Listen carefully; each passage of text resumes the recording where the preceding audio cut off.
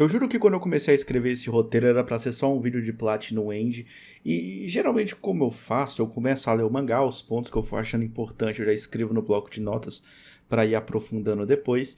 Eu tava tranquilo escrevendo as paradas quando eu simplesmente desisti de ler a história porque ela não me prendeu nem um pouco. O que é até bizarro, já que Platinum End é feito pela mesma dupla que fez Death Note, e por mais que algumas pessoas achem que eles simplesmente acertaram um raio dentro de uma garrafa, eles também fizeram Bakuman, que é da hora pra caralho também. O que me fez pensar que o que aconteceu com Platinum End foi só, sei lá, competência talvez. Ou não, né? Vai ver se você gostou da história. Nada nesse mangá me empurrou pra continuar a ler. E olha que ele é bem parecido com Death Note em vários aspectos. Existe também um esquema de gato e rato aqui, uma competição, porque o protagonista tem que deter o Metropoliman, que é o vilão que aparentemente quer reviver sua irmã. Pelo menos é isso que parece até o capítulo 10, eu não passei daí. Enquanto o próprio Metropoliman quer matar todos os outros candidatos de Deus. Mas como assim candidatos de Deus?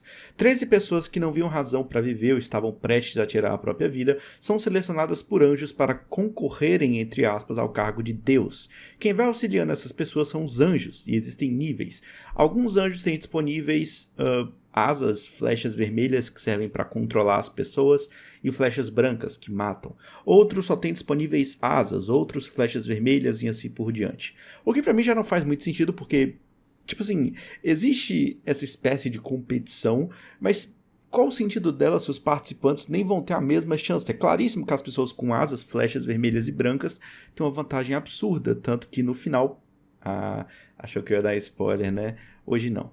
Então, até o capítulo 10, esses anjos, que podem ser comparados aos Shinigamis de Death Note, se tornaram bem esquecíveis pra mim, até porque eles se parecem bastante, são geralmente alguma mulher levemente sexualizada com o corpo todo branco, então fica levemente complicado de diferenciar. Os personagens também são bem sem graça. A personagem da namoradinha do protagonista, que é a Saki, se eu não me engano, é bem blasé, ela não faz basicamente nada. O anjo dela é inclusive bem mais interessante que ela mesma. O protagonista também é um tipo que eu particularmente não gosto. Ele é aquele tipo de personagem que não tem muita motivação, toma um monte de decisão errada e é meio insuportável. Se Platinum End fosse um protótipo de Death Note, eu diria que é um mangá razoável, mas como veio depois e é feito literalmente pela mesma dupla, então eu desgosto mais dele.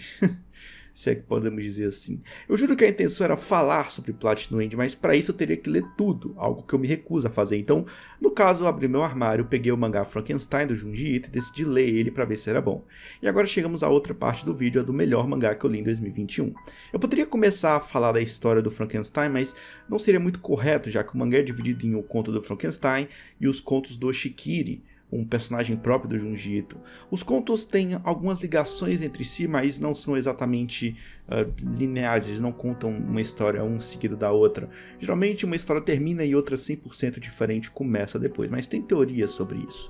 A primeira é sobre o Oshikiri enterrando um amigo dele chamado Nakajima, porque ele tinha uma espécie de ciúmes, porque o Nakajima ficou muito alto. Tipo, é um motivo muito bobo. Até que ele percebe que o pescoço do garoto começa a crescer, e o que parece ser uma alucinação, já que basicamente todo mundo ao redor dele começa a ter o pescoço esticado também, se prova verdade no fim. Ele basicamente confessa o assassinato pra polícia, mas no próximo conto ele já tá livre, leve e solto. O que me faz pensar que talvez seja outro Oshikiri. Sim, mas voltamos nisso lá pra frente. O segundo conto é ainda mais estranho, sobre um colega de Oshikiri que cansou da fama e decidiu fingir a própria morte. O elemento mais terror dessa história pra mim é exatamente o final dela, porque é impossível dizer se o garoto conseguiu fugir ou se ele simplesmente morreu afogado no rio. A terceira é sobre uma garota esquisita que estuda com Oshikiri e que recebe cartas de suas amigas, entre aspas. A parada é que na verdade a própria menina envia as cartas para ela mesma e no final ela se mata. O Oshikiri se depara com uma carta em casa escrita para ele, mas o estranho é que é a própria letra dele ali na carta. O próximo é um chamado O Invasor, talvez o mais maluco que gere mais dúvidas. O Oshikiri e seu novo grupo de amigos vão até a casa do protagonista explorar eventos paranormais, quando eles veem o próprio Oshikiri enterrando pessoas no quintal. Quando eles vão ver, as pessoas que estão sendo enterradas ali são eles mesmos, o que gera inúmeras dúvidas. Isso é uma previsão do futuro? Isso é uma dimensão paralela? Bom, é uma dimensão, mas as dúvidas permanecem porque é difícil afirmar em qual dimensão cada conto se passa. Mas as minhas apostas são de que o primeiro conto se passa na dimensão alternativa, já que nesse conto o Oshikiri também é um assassino e também enterra corpos no quintal, e os outros dois contos se passam na dimensão real. Após esses eventos, meio que ver você mesmo sendo enterrado, os amigos param de falar com o Oshikiri, obviamente. Os últimos contos são mais conectados entre si. O próximo fala sobre o Oshikiri descobrindo como acessar a outra dimensão e impedindo que sua amiga de escola seja morta pelo seu outro eu. E no último ele enfrenta os pais do seu eu de outra dimensão e descobre que as paredes de sua casa têm corpos lá dentro. Os contos de Oshikiri são uma das obras mais subestimadas do Junji Ito. Elas têm todo tipo de elemento de terror e têm toda a vibe característica do autor. Suas obras são muito subjetivas e abertas à interpretação. Não existe um fim definitivo, nenhum isso é o que aconteceu, ou é assim que a história termina e coisa do tipo. É tudo muito misterioso. As coisas acontecem nas histórias sem razão discernível e geralmente não são resolvidas. Junto com Frankenstein eu comprei fragmentos do horror do Junji Ito e... sério, o pior conto do Oshikiri é melhor que o melhor conto de Fragmentos do Horror, sinceramente falando. Também sou suspeito pra falar, já que eu gosto bastante dessas histórias de terror com um personagem comum em todas elas. Como no caso de Tommy, por exemplo, ou Tomie. Eu chamo de Tommy, foda-se. Agora temos a história-chave que dá nome a esse mangá. Em 1815, o clima atrapalhou a viagem do casal Mary Shelley e Percy Bysshe. Então o casal, o amigo deles Lord Byron, John Polidori e mais um hóspede proporam uma espécie de brincadeira. Entre aspas. O Lord Byron disse que eles deveriam escrever uma história de fantasmas. O Polidori então escreveu o romance O Vampiro, a primeira história ocidental com o clássico vampiro que conhecemos. Essa história inclusive influenciou muito uma outra história de vampiro escrita por Bram Stoker, chamada O Drácula. Mary, por sua vez, teve a ideia de um estudante que dá vida a uma criatura e assim nasceu Frankenstein. Essa brincadeira é provavelmente o encontro mais importante da história do terror. Muitas obras tentam retratar o monstro de Mary, mas uma versão que ficou conhecida é a que trata Frankenstein como um idiota sem rumo, abobalhado e verde, quando na verdade o monstro, além de amarelado, ele é muito racional, ele tem várias dúvidas, vários conflitos internos. Ele não é um imbecil que fica andando com o braço esticado pra frente, falando "oh, cérebro, cérebro, cérebro". Um fato curioso é que a capa do mangá é amarela também, talvez uma referência à cor original do monstro, ou talvez não. A obra foi originalmente publicada em 3 partes entre 94 e 98, mas nos anos 2000 ela foi republicada e adicionaram 2 curtas nela, além de 2 contos também bem curtinhos. Mas nada muito pesado.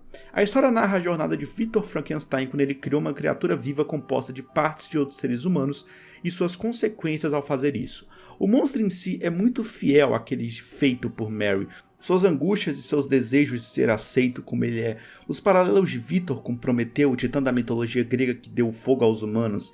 Existe um motivo pelo qual a história do Frankenstein é chamada de Prometeu moderno. O titã que deu fogo aos humanos e o doutor que quis criar o humano perfeito não só desafiam a lógica dos deuses, como foram extremamente arrogantes em seu ato de subverter a natureza das coisas. As pessoas que compõem Frankenstein já estavam mortas, elas definitivamente não deveriam voltar à vida. E eu chamo a criatura de Frankenstein também, tá? Porque tecnicamente ele é um filho do Victor Frankenstein. Então se ele é um filho, provavelmente ele deveria usar o mesmo sobrenome, né? Mas foda-se. Eu acho que é uma parada muito comum, né? Hoje em dia as pessoas chamarem a criatura de Frankenstein, apesar de Frankenstein ser tecnicamente o doutor. Junji Ito tem um respeito claro com a obra, e a busca é retratar da melhor forma possível. A forma do personagem do Frankenstein é diferente daquela mais humanoide que o Boris Karloff interpretou no filme de 33. É um personagem muito mais sujo, remendado e aterrorizante. Os olhos do monstro são muito profundos e realmente assustadores. Se existe um autor de terror que poderia retratar com excelência esse conto, esse alguém é Junji Ito. A cena, inclusive, onde ele aparece em frente ao irmão pequeno do Dr. Victor Frankenstein, já te dá uma sensação meio ruim, uma página muito poderosa, uma página completa, onde só os olhos da criatura ficaram de fora, e eles são de longe a parte mais importante do visual do personagem. A história de Frankenstein do Junji Ito ganhou em 2019 o prêmio de melhor adaptação, apesar de levemente alterar alguns elementos do conto. Por exemplo, um dos maiores desejos do monstro é ter uma companheira para si. No conto original, Victor se recusa a fazer outro monstro, ele já parece envergonhado o suficiente de ter feito um deles, imagina 2. Então é aí que o Frankenstein, o bicho, o monstro, fica puto e ameaça se vingar do doutor. Na versão do Junji Ito, Victor cria outra criatura, mas ela instantaneamente ataca o monstro, o que o irrita e faz jurar vingança. A criatura é perseguida pelo doutor até que no Ártico, onde a história começa, e Victor é resgatado por Robert Walton, o capitão de um navio, ele conta toda a sua história sobre como ele cresceu, sua infância e tal, como ele criou o monstro, e depois disso ele é morto. Na verdade ele não é morto, né? Ele morre de causas naturais. A última cena do mangá é o barco se afastando do Polo Norte e a criatura chorando e lamentando a morte de seu criador. De certa forma, o único homem que se importava com ele, mesmo que não da maneira que ele imaginava. O final é diferente do conto, porque no fim da história de Mary, a criatura conversa com Alton e diz que seus crimes acabaram e ele pretende cometer suicídio. Eu acho o final do Junji Ito muito mais enigmático. Isso é uma boa marca registrada do autor e não muda muito o tom do final original, até porque as últimas palavras da criatura na versão do Junji são que o sofrimento vai acabar, então meio que deixa implícito que ele também vai tentar cometer suicídio. O mangá ainda tem outros 2 contos que vale a pena mencionar, o dos humanos que viram bonecos, que é meio bizarro pra caralho a aparência, e o do laboratório, onde a mulher vai fazer um exame aparentemente de rotina e acaba com o ouvido destroçado. É uma situação de terror bem real, porque quem nunca ficou com medo de ficar preso em algum lugar assim, né, tipo um hospital, supermercado, essas porra. Só o Everson Zóio que já ficou preso no supermercado. E nem foi preso, né? Porque ficar preso meio que induz que você não queria estar ali por vontade própria. Mas, enfim. Eu acredito que por hoje é basicamente isso. Eu recomendo que vocês leiam a história do Frankenstein e também a história do Oshikiri. Eu sei que tem muita gente que não gosta dela, acha ela meio boring, até porque o mangá, quando você compra, não dá nenhum indício de que vai ter ela, né? Então, não tá escrito Frankenstein e contos do Oshikiri. Então, quando a pessoa vê aquele livrão gigantesco, ela pensa, nossa, tem 400 páginas de Frankenstein aqui. E quando ela abre, são só 200 e pouco. Que não é ruim, tá? Só não são 400. Mas é basicamente isso. Espero que vocês tenham gostado e tchau.